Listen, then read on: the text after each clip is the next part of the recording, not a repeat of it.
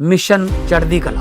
और मैं भारत के हर नागरिक को, उद्योगपति को, चैरिटेबल ट्रस्टों को, कलाकारों को, पूरी दुनिया में बसते पंजाबियों को, बहन भाइयों को दिल से अपील करता हूँ, आओ पंजाब को दोबारा अपने पाँव पे खड़े करने का टाइम आ गया है। पुनर्वास में और रिस्ट्रक्चर में पंजाब का साथ दीजिए। मैं वचन देता हूँ, जो भी आप मेहनत की कमाई से 1 रुपया भी अगर निकालोगे तो 1.25 रुपया बना के हम पारदर्शिता और ईमानदारी से इस्तेमाल करेंगे। और जानकारी चाहिए तो rangla.punjab.gov.in ये वेबसाइट पे जा सकते हैं, सब कुछ डिटेल मिल जाएगा।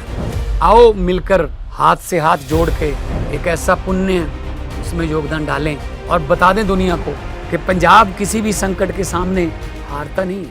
Hi, you're watching The Savera. This is Amarpal Singh before you in the update of suspicious polybag which was recovered from a bag shop in which suspicious material including some wires, a watch attached to the wires, packets of petrol and some matchsticks, they were recovered from that polybag, and now it has been over 2 hours that Commissioner of Police along with DCP Harpal, ADCPs, so teams of crime investigation agencies, crime branch, they are conducting meeting over here. So 2 persons have been rounded up and they are now brought to Daresi police station over here. So a closed door meeting is being conducted here at Daresi police station.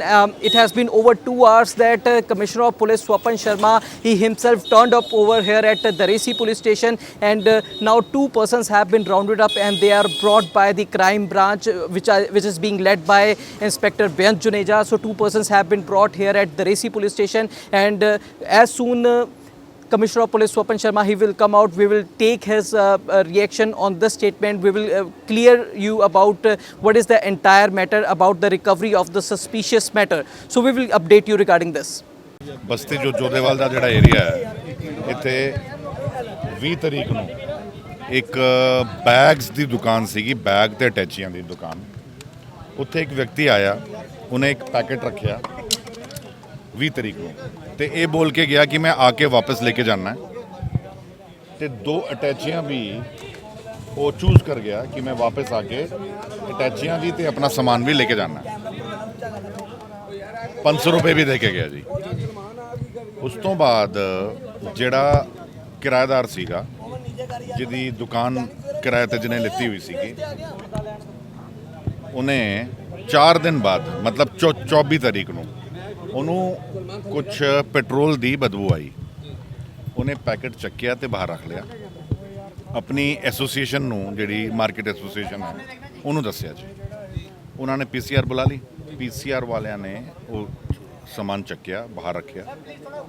ਅੱਜ ਸਵੇਰੇ ਸਾਨੂੰ inform ਕੀਤਾ ਗਿਆ। ਜਦ packet ਨੂੰ ਖੋਲ੍ਹਿਆ ਤੇ ਉਹਦੇ ਅੰਦਰ ਤਾਰਾਂ, ਘੜੀ, ਕੋਈ ਪਾਊਡਰ ਲਾਈਕ ਸਬਸਟੈਂਸ, ਬੈਟਰੀ, ਇਹ ਸਾਰੀ ਚੀਜ਼ਾਂ ਮਿਲੀਆਂ ਤੇ ਨਾਲ ਹੀ ਕੋਈ 8-9 ਲੀਟਰ ਪੈਟਰੋਲ ਅਲੱਗ-ਅਲੱਗ ਥੈਲੀਆਂ 'ਚ ਬੰਦ ਕੀਤਾ ਹੋਇਆ, ਸੀਲ ਬੰਦ, ਉਹ ਮਿਲਿਆ। ਇਮੀਡੀਏਟਲੀ ਡੀਸੀਪੀ ਸਿਟੀ ਤੇ ਡੀਸੀਪੀ ਇਨਵੈਸਟੀਗੇਸ਼ਨ ਮੌਕੇ ਤੇ ਆ ਕੇ ਇਨਵੈਸਟੀਗੇਸ਼ਨ ਸ਼ੁਰੂ ਹੋਈ। ਅਲੱਗ-ਅਲੱਗ ਟੀਮਸ ਬਣਾਈਆਂ ਗਈਆਂ, ਕੁਝ technical surveillance, backward link, forward link, ਜਿਹੜੀ ਚੀਜ਼ਾਂ ਬਰਾਮਦ ਹੋਈਆਂ ਸੀਗੀਆਂ ਜਿਵੇਂ ਬੈਟਰੀ, ਇੱਕ ਟੀਮ ਹਰ ਇੱਕ ਦੇ ਪਿੱਛੇ ਲਾਤੀ ਜੀ। ਕੇਸ ਕ੍ਰੈਕ ਹੋ ਗਿਆ ਜੀ। Within 12 hours the team they did a very good job. ਅਸਲੀ ਕਹਾਣੀ ਇਹ ਹੈ ਕਿ ਜਿਹੜਾ ਮਕਾਨ ਮਾਲਿਕ ਹੈ ਉਹਦੀ 3 ਦੁਕਾਨਾਂ ਹੈ। ਇੱਕ ਦੁਕਾਨ ਜਿਹੜੀ ਬੈਗਸ ਤੇ ਅਟੈਚੀਆਂ ਦੀ ਹੈ, ਉਹ ਜਿਹੜਾ ਬੰਦਾ ਚਲਾਉਂਦਾ ਹੈ ਉਹਦਾ ਸੱਕਾ ਭਾਂਜਾ, ਉਹਦੀ ਵੀ ਇੱਕ ਦੁਕਾਨ ਨੇੜੇ ਸੇਮ ਬੈਗਸ ਤੇ ਅਟੈਚੀਆਂ ਦੀ ਹੈ। ਉਹਨੇ ਆਪਣੇ ਇੱਕ ਮਿੱਤਰ ਨਾਲ, ਜਿਹਦਾ ਨਾਮ ਆਮਿਰ ਹੈ, YouTube ਤੋਂ ਇਹ ਇੰਪਰੋਵਾਈਜ਼ਡ ਡਿਵਾਈਸ, ਜਿਹੜਾ ਐਕਸਪਲੋਸਿਵ ਡਿਵਾਈਸ ਬਣਾਉਣਾ ਸਿੱਖਿਆ। ਕਾਫੀ ਚੀਜ਼ਾਂ ਇਹਨਾਂ ਨੇ ਫਲਿੱਪਕਾਰਟ ਤੋਂ ਮੰਗਾਈਆਂ, ਕਾਫੀ ਚੀਜ਼ਾਂ ਇਹਨਾਂ ਨੇ ਖਰੀਦੀਆਂ। ਤੇਲ ਕਿੱਥੋਂ ਖਰੀਦਿਆ, ਬੈਟਰੀ ਕਿੱਥੋਂ ਖਰੀਦੀ, ਫਲਿੱਪਕਾਰਟ ਤੋਂ ਕਿਆ ਮੰਗਾਇਆ, ਉਹ ਸਾਰੀ ਡਿਟੇਲ ਸਾਡੇ ਕੋਲ ਹੈ। ਤੇ ਜਿਸ ਸਕੂਟੀ ਤੇ ਗਿਆ ਸੀਗਾ ਉਹ ਸਕੂਟੀ ਵੀ ਟਰੇਸ ਹੋ ਗਈ ਤੇ ਇਹ ਦੋਨੋਂ ਬੰਦੇ ਗ੍ਰਿਫਤਾਰ ਹੋ ਚੁੱਕੇ ਹਨ ਜੀ।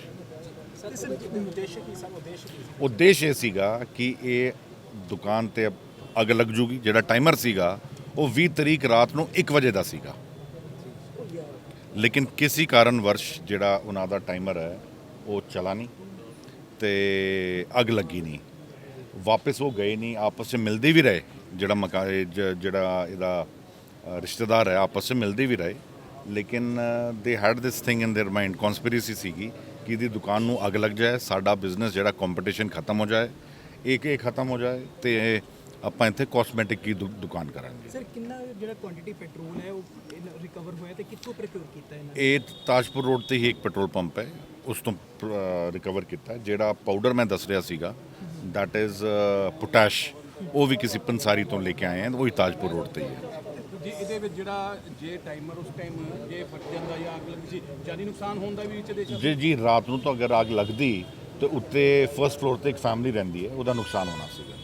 ਇਹ ਕਿੰਨੀ ਕੁ ਸਰ ਜਿਹੜੀ ਇਹਨਾਂ ਨੇ ਇੱਥੇ ਰੱਖਿਆ ਸੀਗਾ ਜਿਹੜਾ ਆਈਡੀ ਤੁਹਾਡੇ ਵੱਲੋਂ ਕੀਤੀ ਗਈ ਹੈ, ਮਤਲਬ ਕਿੰਨੀ ਕੁ ਰੇਂਜ ਦੇ ਵਿੱਚ ਨੁਕਸਾਨ ਹੋ ਸਕਦਾ ਹੈ ਜੇ ਨਹੀਂ, ਉਸ ਦੁਕਾਨ ਦਾ ਨੁਕਸਾਨ ਹੁੰਦਾ, ਆਲੇ ਦੀ ਦੋ ਦੁਕਾਨਾਂ ਦਾ ਨੁਕਸਾਨ ਹੁੰਦਾ ਤੇ ਉੱਤੇ ਜਿਹੜੀ ਫੈਮਿਲੀ ਰਹਿੰਦੀ ਹੈ, ਜਿਹੜਾ ਮਕਾਨ ਮਾਲਿਕ ਉੱਤੇ ਰਹਿੰਦਾ ਹੈ, ਉਹਦਾ ਨੁਕਸਾਨ ਹੋਣਾ। ਪਹਿਲਾਂ ਕੋਈ ਰਿਕਾਰਡ ਹੈਗਾ ਨਾ ਕੋਈ ਅਪਰਾਧਿਕ ਪੁਰਾਣਾ ਰਿਕਾਰਡ ਇਹ ਦੋਨੋਂ ਜਿਹੜੇ ਹੈ ਯੂਪੀ ਦੇ ਰਹਿਣ ਵਾਲੇ ਹੈ, ਇੱਕ ਸਹਾਰਨपुर ਦਾ ਹੈ, ਦੂਜਾ ਬਿਜਨੌਰ ਹਰਦੋਈ ਦਾ ਹੈ, ਸੌਰੀ।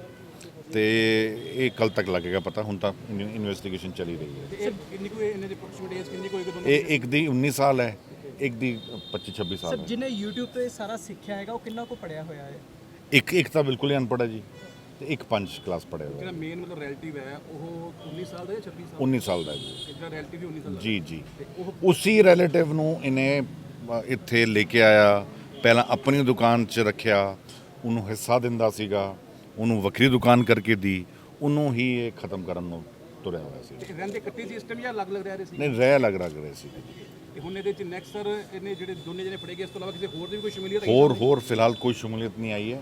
ਹੁਣ ਕੇਸ ਫਾਈਲ ਜਿਹੜੀ ਹੈ ਉਹ ਬਹੁਤ ਵਧੀਆ ਤਰੀਕੇ ਨਾਲ ਆਪਾਂ ਅੱਗੇ ਚਲਾएंगे ਤੇ ਇਹਨਾਂ ਨੂੰ ਸਜ਼ਾ ਕਰਾएंगे ਜੀ। So, Commissioner of Police Swapan Sharma has confirmed the arrest of 2 persons, including a 19-year-old youngster as well as a 25-year-old youngster. So, 19-year-old youngster is the main accused in this matter, and this serious case has turned out to be a case of personal dispute between uncle and nephew.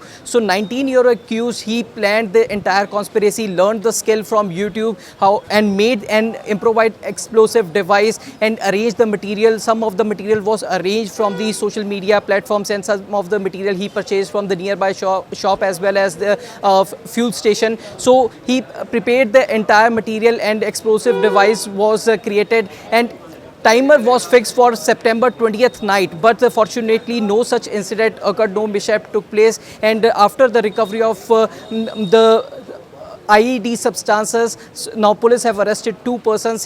The main 19-year-old accused, he made this entire conspiracy to take revenge from his uncle to damage his shop. So he involved his 25-year-old friend into this crime, and the poly bag in which this entire substance was found, it was placed in the bag shop of the main accused uncle. So this conspiracy has been solved, and 2 persons has been arrested in this case, and IED explosives has been recovered by the police. So you are watching The Savera. Stay tuned to us. Follow us both on Facebook and YouTube, and also download our mobile application. Amarpal Singh with cameraman Manoj Sidhu.